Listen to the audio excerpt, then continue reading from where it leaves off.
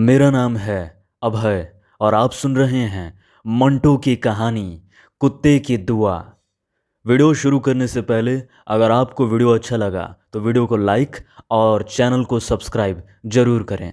आप यकीन नहीं करेंगे मगर ये वाकया जो मैं आपको सुनाने वाला हूँ बिल्कुल सही है।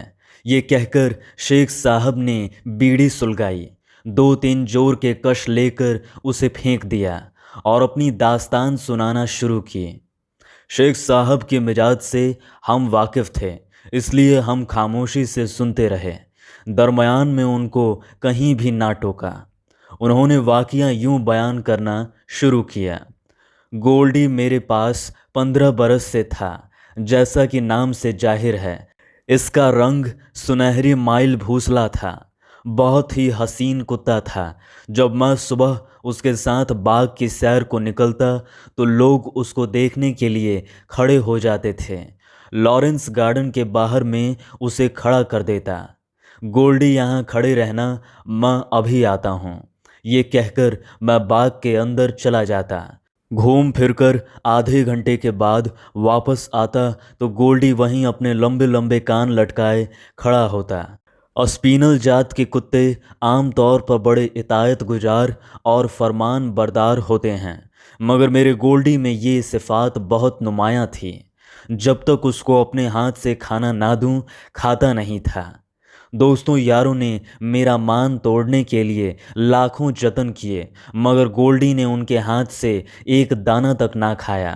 एक रोज इत्तेफाक की बात है कि मैं लॉरेंस के बाहर उसे छोड़कर अंदर गया तो एक दोस्त मिल गया। घूमते घूमते काफ़ी देर हो गई। इसके बाद वो मुझे अपनी कोठी ले गया। मुझे शतरंज खेलने का मर्ज था। बाजी शुरू हुई तो मैं दुनिया माफिया भूल गया।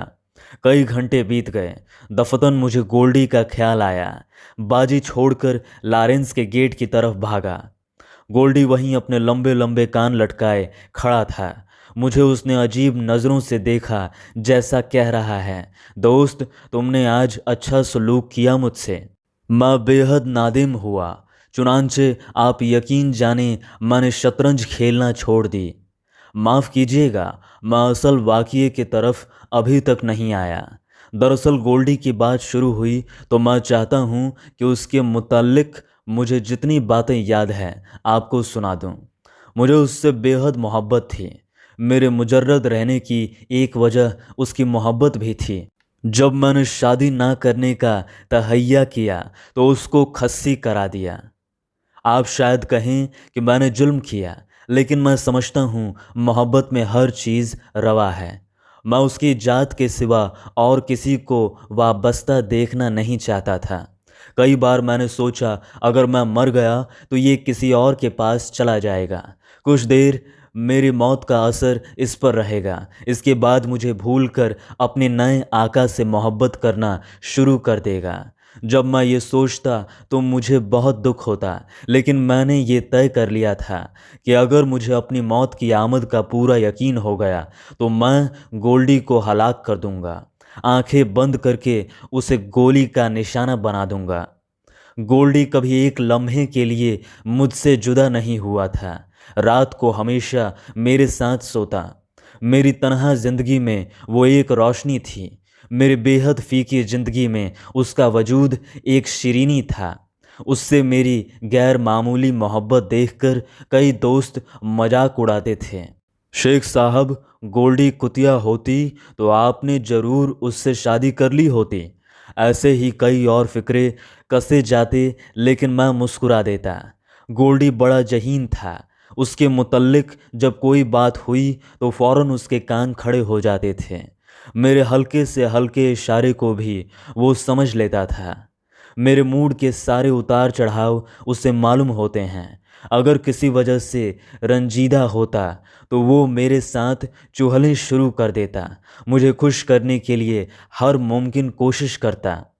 अभी उसने टांग उठाकर पेशाब करना नहीं सीखा था, यानी अभी कमसीन था कि उसने एक बर्तन को, जो कि खाली था, थूथनी बढ़ाकर सूंघा।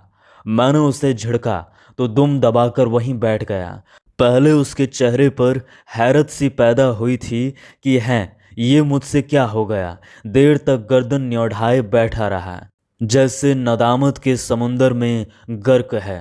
मैं उठा, उठकर उसको गोद में लिया, प्यारा पुचकारा। बड़ी देर के बाद जाकर उसके दुम हिले। मुझे बहुत तरस आया कि मैंने खामखा उसे डांटा, क्योंकि उस रोज रात को गरीब ने खाने को मुंह ना लगाया। वो बड़ा हुस्सास कुत्ता था। मैं बहुत बेपरवाह आदमी हूँ। मेरी गफलत से उसको एक बार निमोनिया हो गया। मेरे ओस्तान खता हो गए। डॉक्टरों के पास दौड़ा, इलाज शुरू हुआ, मगर असर नदारद। मुतवातिर 7 रातें जागता रहा। उसको बहुत तकलीफ थी, सांस बड़ी मुश्किल में आता था। जब सीने में दर्द उठता तो वो मेरी तरफ देखता, जैसे ये कह रहा है, फिक्र की कोई बात नहीं, मैं ठीक हो जाऊंगा।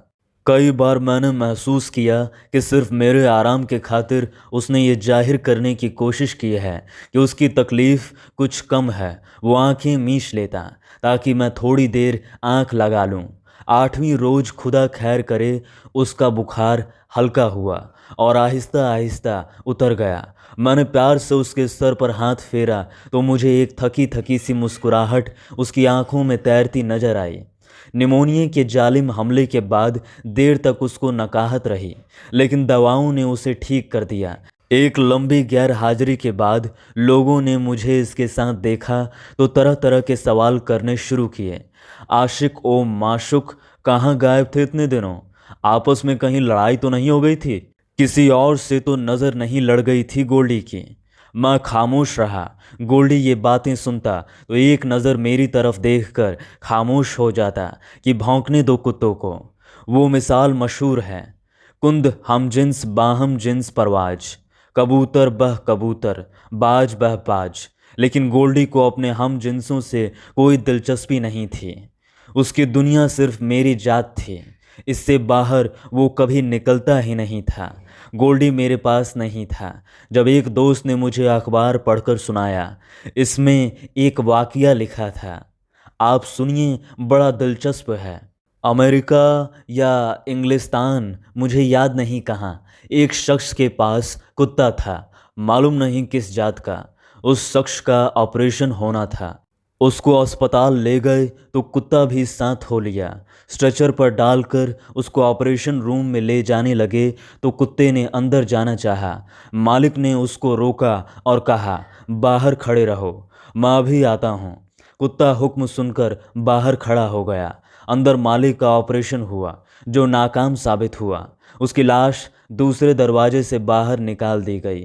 कुत्ता 12 बरस तक वहीं खड़ा अपने मालिक का इंतजार करता रहा।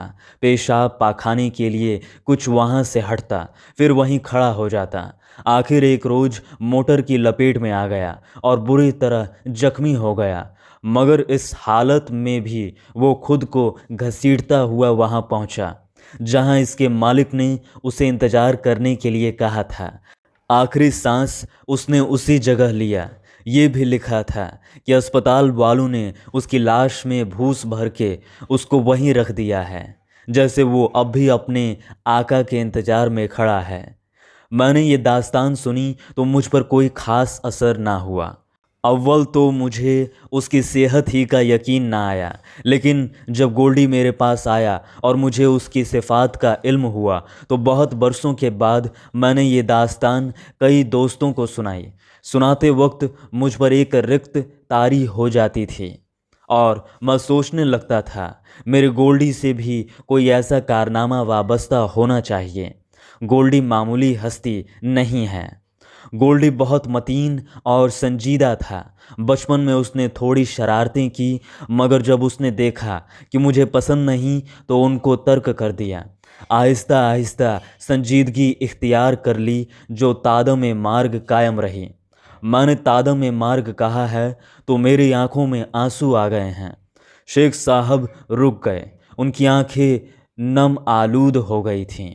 हम खामोश रहे। थोड़े अरसे के बाद उन्होंने रुमाल निकालकर अपने आंसू पोंछे और कहना शुरू किया, यही मेरी ज़ाती है कि मैं जिंदा हूँ, लेकिन शायद इसलिए जिंदा हूँ कि इंसान हूँ। मर जाता तो शायद गोल्डी की तौहीन होती। जब वो मरा तो रो रो कर मेरा बुरा हाल था, लेकिन वो मरा नहीं था, मैंने उसको मरवा दिया था। इसलिए नहीं कि मुझे अपनी मौत की आमद का यकीन हो गया था। वो पागल हो गया था, ऐसा पागल नहीं जैसा कि आम पागल कुत्ते होते हैं। उसके मर्ज का कुछ पता ही नहीं चलता था। उसको सख्त तकलीफ़ थी। जानकनी का सा आलम उस पर तारी था। डॉक्टरों ने कहा इसका वाहिद इलाज यही है कि उसको मरवा दो। मैंने पहले सोचा नहीं, लेकिन वो जिस अजियत में गिरफ्तार था मुझसे देखी नहीं जाती थी। मैं मान गया। वो उसे एक कमरे में ले गए जहां बरकी झटका पहुंचाकर हलाक करने वाली मशीन थी। मैं भी अपने नहीफ दिमाग में अच्छी तरह कुछ सोचा भी ना सका था कि वो उसकी लाश ले आए, मेरे गोल्डी की लाश। जब मैंने उसे अपने बाजुओं में उठाया तो मेरे आंसू टप टप उसके सुनहरे बालों पर गिरने लगे, जो पहले कभी गर्द आलूद नहीं हुए थे। टांगे में उसे घर लाया। देर तक उसको देखा। 15 साल की रिफाकत की लाश मेरे बिस्तर पर पड़ी थी। कुर्बानी का मुजस्मा टूट गया था। मैंने उसको नहलाया, कफन पहनाया। बहुत देर तक सोचता रहा कि अब क्या करूं, जमीन में दफन करूं या जला दूं। जमीन में दफन करता तो उसकी मौत का एक निशान रह जाता। ये मुझे पसंद नहीं था। मालूम नहीं क्यों। ये भी मालूम नहीं कि मैंने क्यों उसको गर के दरिया करना चाहा। मैंने उसके मुतल्लिक अब भी कई बार सोचा है, मगर मुझे कोई जवाब नहीं मिला। खैर, मैंने एक नई बोरी में उसकी कफनाई हुई लाश डाली, धो धाकर बट्टे उसमें डाले और दरिया की तरफ रवाना हो गया। जब बीड़ी दरिया के दरमियान में पहुंची और मैंने बोरी की तरफ देखा तो गोल्डी से 15 बरस की रिफाकत व मोहब्बत एक बहुत ही तेज तलखी बनकर मेरे हलक में अटक गई। मैंने अब ज़्यादा देर करना मुनासिब ना समझा।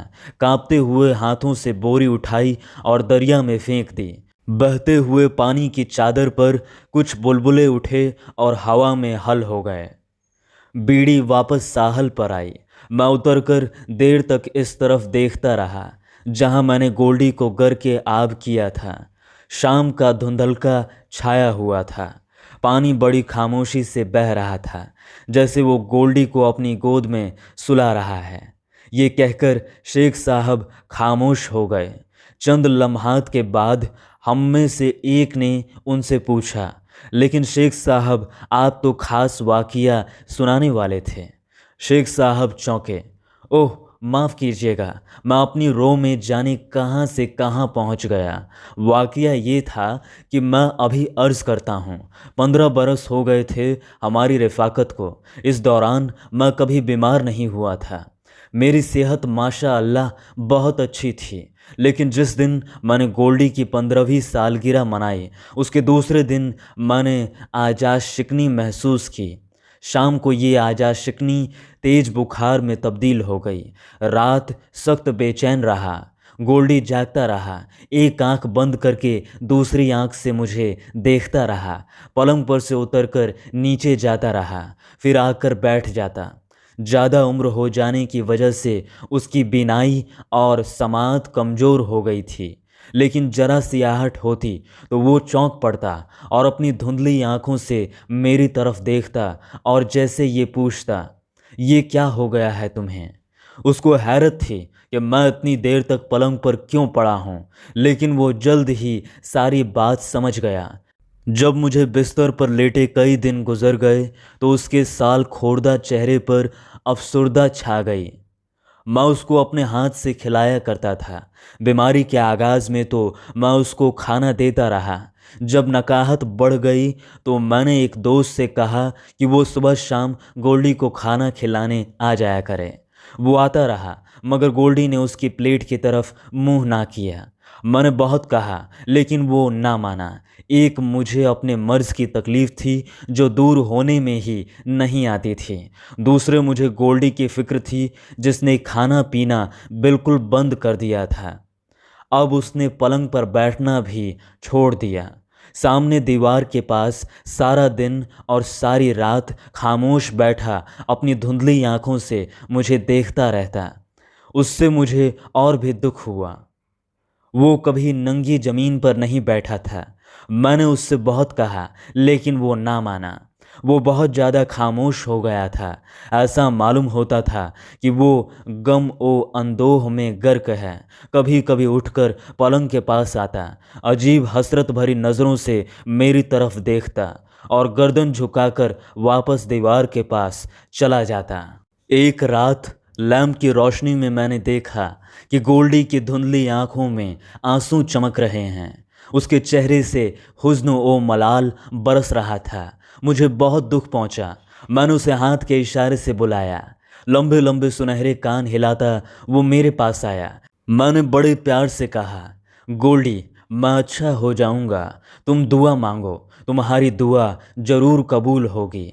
ये सुनकर उसने बड़ी उदास आंखों से मुझे देखा, फिर सर ऊपर उठाकर छत की तरफ देखने लगा जैसे दुआ मांग रहा है। कुछ देर वो इस तरह खड़ा रहा। मेरे जिस्म पर झुरझुरी सी तारी हो गई। एक अजीबो गरीब तस्वीर मेरी आंखों के सामने थी। गोल्डी सचमुच दुआ मांग रहा था।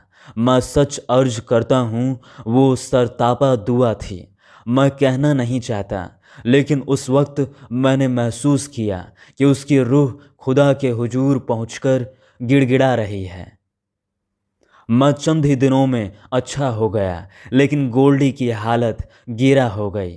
जब तक मैं बिस्तर पर था वो आंखें बंद किए दीवार के साथ खामोश बैठा रहा। मैं हिलने डुलने के काबिल हुआ तो मैंने उसको खिलाने पिलाने की कोशिश की, मगर बेसुध। उसको अब किसी शय से दिलचस्पी नहीं थी। दुआ मांगने के बाद जैसे उसकी सारी ताकत जाइल हो गई थी। मैं उससे कहता, मेरी तरफ देखो गोल्डी, मैं अच्छा हो गया हूँ, खुदा ने तुम्हारी दुआ कबूल कर ली है। लेकिन वो आंखें ना खोलता। मैंने 2-3 दफ़ा डॉक्टर बुलाया, उसने इंजेक्शन लगाए पर कुछ ना हुआ। एक दिन मैं डॉक्टर लेकर आया तो उसका दिमाग चल चुका था। मैं उठकर उसे बड़े डॉक्टर के पास ले गया और उसको बरकी जर्ब से हलाक करा दिया। मुझे मालूम नहीं बाबर और हुमायूं वाला किस्सा कहाँ तक सही है, लेकिन ये वाक़या हर्फ ब हर्फ दुरुस्त है।